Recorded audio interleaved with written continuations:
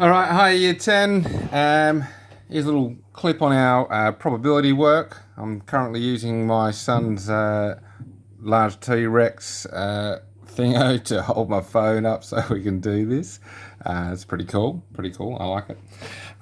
So, yesterday I set your stuff on probability scale. Not sure how much you know about it. It is a key stage 3 type concept, so I'm sure you've seen it before.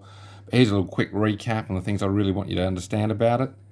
So a probability scale, simply a scale, like so.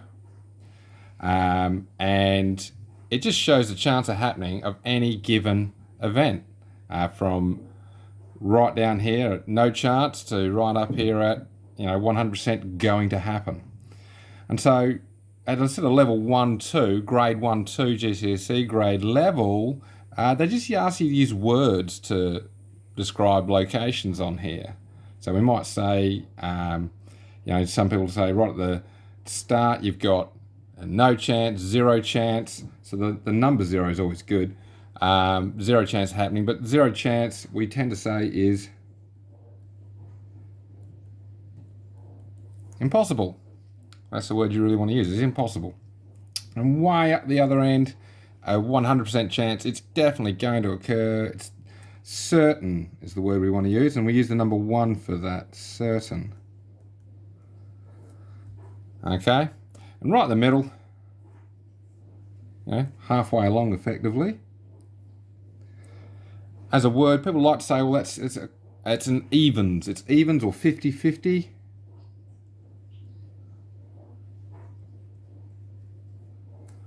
Evens or 50-50 is a really common way to go there. So the other one, obviously, it leads to people saying half a chance, which is really good. Now, all probabilities on here are between 0 and 1, so fractions or decimals or percentages are a really good way to go to express where they are here. The thing a lot of people get wrong, unfortunately, is just because something has a chance of occurring doesn't mean it's definitely it's likely to occur. So when I might say, what's the chance of it raining tomorrow? Some people say, well, it rains or it doesn't rain. There's two options. They've got half a chance of occurring each, which is not quite right, because we know then, in Guernsey, the chance of rain tomorrow is, somewhere up here, sadly. In Western Australia, where I grew up, people would probably say the chance of rain tomorrow is way down here because it doesn't rain so much. So just because it might happen doesn't mean it's likely to happen. And the really common one, people say things like, well, if I said the probability of 2 on a normal dice, rolling a 2 on a normal dice, what's the chance of that occurring? People say, well, you can get a 2. It can happen, so it's likely. And that's actually really not that accurate in terms of things. You've got only 1 2 in 6 possible outcomes. Actually, if you roll the dice 6 times, you don't expect to get 1 2. It's not that often. In fact, it's less than half. Half a chance being 3 in 6 chances. It's less than half. So actually that, less than half, in that zone there between 0 and 1, that's your unlikely zone. If there's less than half a chance of occurring, it's unlikely. If it's in this zone, however, that's more than half a chance of occurring, but less than up to a 1 in 1 chance. That's your likely zone. Okay? So that's a little recap. Moving on. Today, we're talking sample space.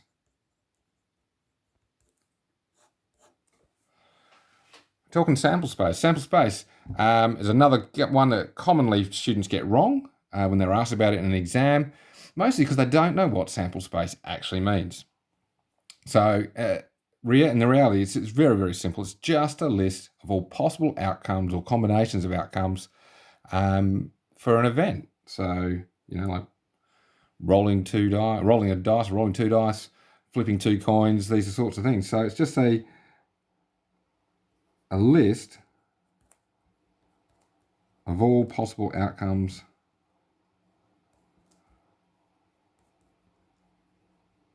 or combinations. Okay, list of all possible outcomes or combinations. So for, flipping 2 coins, nice simple one, you go, okay, we've got 2 coins.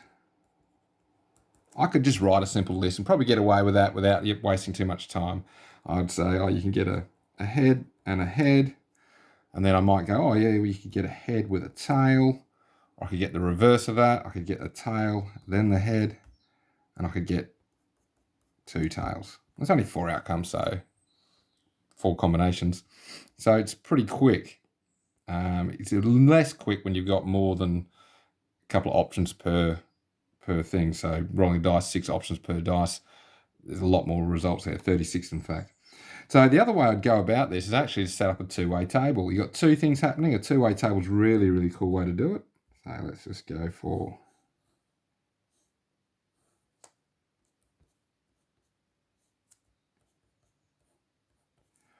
And here I've got myself coin 1, it can get a head or a tail. Coin 2, it can be a head or a tail. And I can just fill in the grid to satisfy all the outcomes. So I could get a head with a head. I could get a head on the first coin, tail on the second. I could get a tail with a head. Or I could get a tail with a tail. And from there it becomes really, really easy for you to go ahead and answer any questions. You've got a great sample space. It's got all possible outcomes listed. It's really clear. And somebody might say, what's the probability of getting a head with a head? Probably head. You would go, okay, well, how many options have that? Well, there's only 1 head in that list. So I got 1 out of a possible 1, 2, 3, 4 outcomes. So your denominator is the number of boxes in your grid. And your numerator is the number of options that actually satisfy the event. The only other way you might do things like that is that you see tree diagrams, another one that comes up. It's mostly in the higher course, but again, you might see it in your studies or in questions you're trying to answer. The tree diagram works really, really similar. If I've got coin 1, coin 2, I say, right, coin 1, I flip it, and I could get a head or a tail. So that's my first part of my tree there. I'm just going to shift this paper just slightly. And so coin 2, after coin 1's flipped, I get a head. I could then get on coin 2 a head or a tail. Or if coin 1 was a tail, I could then get a head or a tail. And you just follow those tree branches, if you like. Head, head, outcome is head, head. Head, tail, head, tail, tail, head, tail, tail. And so I have all my possible outcomes really well organized. I can still answer questions on it. And that's pretty much it. I mean, my absolute go-to is your 2-way table. Really, really good because it sets up a grid. You know how many outcomes are possible, denominator, and you look for your options that you're after, numerator. Really, really cool way to go about doing things. It's a really common question type. The only other one you get is sometimes you get these combos with words and people don't see it as a 2-way table opportunity. So you get your math teacher getting up in the morning, being a math teacher, is going to approach things very methodically. He's going to put on a tie and a shirt.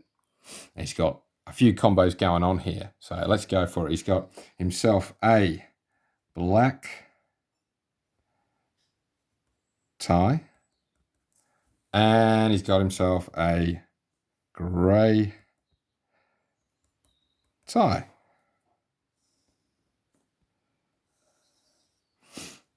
Okay, quite boring. He's got 2 ties. Then he's got himself a white shirt. Okay, white shirt, cool. And got himself a blue shirt and the custard shirt.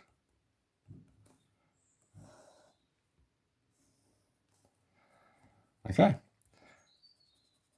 And actually very quickly you can see just how many combinations that math teacher's got in the morning of putting things on.